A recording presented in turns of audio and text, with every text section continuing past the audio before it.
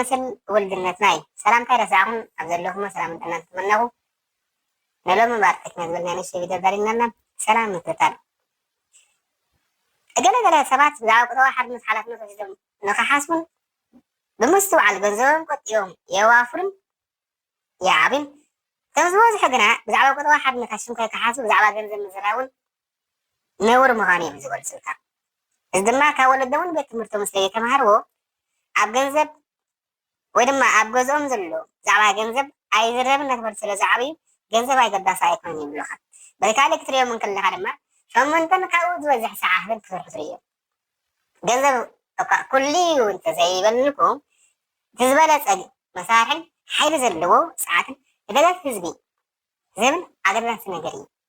ምክንያቱ ንገንዘብ ብፅቡቅ እንተ ኣመሓዲርካዮ እሙን ኣገልጋሊ ቁኑዕ ዝኾነ ኣገልጋሊ ክኾነካ ይኽእል እዩ። ንገንዘብ ብፅቡቅ እንተዘይመሓዲርካ ግን ጨካን ሕሱም ዝኾነ ኣገልጋሊ ክኾነካ ይኽእል እዩ። ገንዘብ ኩሉ ፀገማተይ ክፈትሓለይ ይኽእል ኢልካ ምሕሳብ ናይ ፅልላት ኢልካ እውን ክትምድሞ ትኽእል ኢኻ። የግዳስ ብገንዘብ ግን ብዙሕ ነገር ክንገብር ንኽእል ኢና። ድኻታት ክንሕግዝ ንኽእል ኢና፣ ዘኽተማት ክንሕግዝ ንኽእል ኢና፣ ኣረብቶት ክንሕግዝ ንኽእል ኢና፣ ቤተክርስትያን ክንሃንፅ ንኽእል ኢና፣ ቤት ትምህርቲ እውን ክንሃንፅ ንኽእል ኢና። ካልእን ዝኾነ ሰናይ ነገር ክንገብር ንኽእል ኢና። ብገንዘብ ሓጎስ ክትዕድግ ትኽእል ኢኻ፣ ብገንዘብ ፍቅሪ ክትዕድግ ትኽእል ኢኻ፣ ብገንዘብ ሰላም ክትዕድግ ትኽእል ኢኻ፣ ብገንዘብ እውን ፅድቂ ክትዕድግ ትኽእል ኢኻ።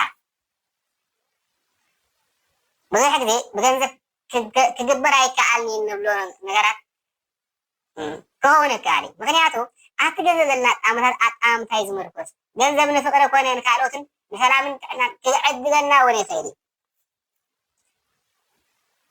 ክዕድገለ ይክእል እንተልካ ግን ኣይዕድገልካን እዩ። ንዓይ ገንዘብ ክዕድገለ ይክእል እንተልካ ግን ኣይዕድገልካን እዩ። ምናልባት ኣብዚ ብዙሕ ዝኾነካ ጥዕና ክዕድገለ ይክእልና ምናልባት እንታይ ክብል ስለ ዝደለኹ ገንዘብና ኣብቲ ቁኑዕ ዝኾነ ገንዘብና ብቲ ቁኑዕ ዝኾነ ተሓስባ ወይ ቁኑዕ ዝኾነ ተግባር ኣውዒልናዮ ፅባሕ ንግሆ እውን በቲ ገንዘብና ጌርና ኣብቲ ዘለኣለማዊ ዝኾነ ሂወትን ክንወርስ ንኽእል ኢና። ምናልባት ኣብዚ መሬት ክንነብር ተዘይክእልና በቲ ሰናይ ነገር ዝገበርናዮ ግን ፅባሕ ንግሆ ዘለኣለማዊ ዝኾነ ሂወት ክንወርስ ንኽእል ኢና። ስለዚ ክዕድገልና ይክእል ዝብል ዘሎ ብስጋዊ ዝኾነ ኣተሓሳስባ ወይ ድማ ብሓፂን ዝኾነ ኣተሓሳስባ ተዳርኢናዮ ገንዘብ ወረቀት ኢልና ክንምንዋ ንኽእል ኢና።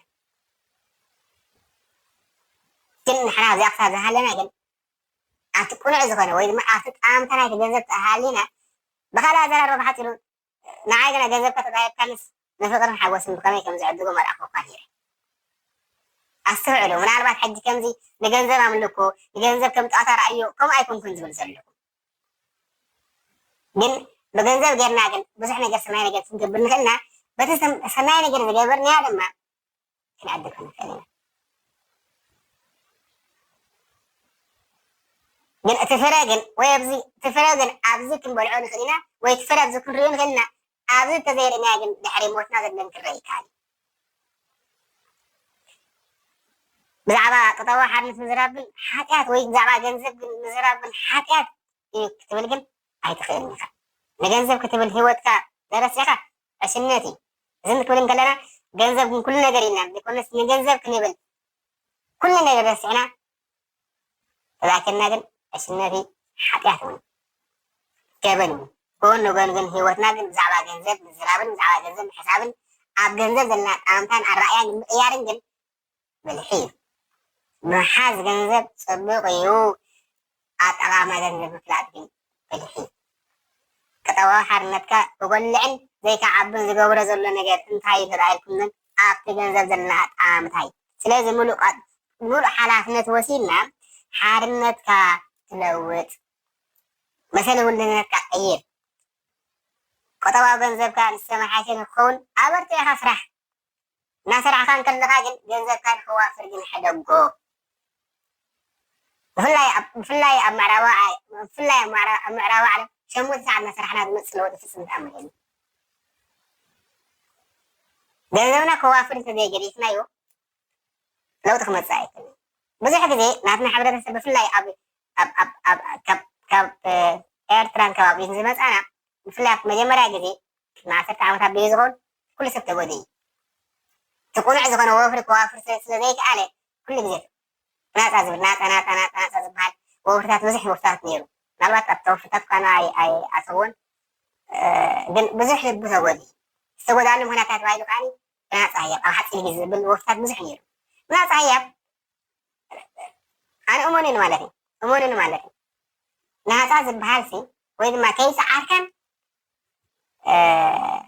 ግዜኻ ከይሃብካን ጉልበትካ ከይሃብካን ዝመፅእ ዝኾነ ዓይነት ለውጢ የለን ስርቂ እንተዘይኮይኑ ህያብ ናፃ ህያብ ዝበሃል ካብ ፈጣሪ ጥራሕ ካብቲ ኩሉ ዝኽእል እግዚኣብሔር ኣምላኽ ካብኡ ጥራሕ ግን ናፃ ህያብ ምርካብ ወዲ ሰብ ብፍፅም ተኣምር ናፃ ህያብ የለን ስለዚ ብሓፂር ግዜ ዝበሃል ሃብቲ ወይ ድማ ፍልጠት ዘይብሉ ቢዝነስ ዝበሃል ግን ስርቂ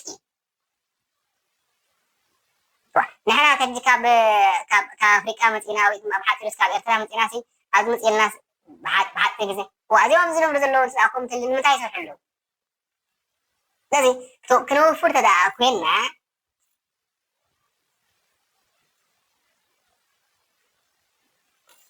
ተደኣ ኮይንና ኣብቲ ቁኑዕ ዝኾነ ወፍሪ ከመይና ነውፍር ንዝብል ግን ክንመሃር ኣለና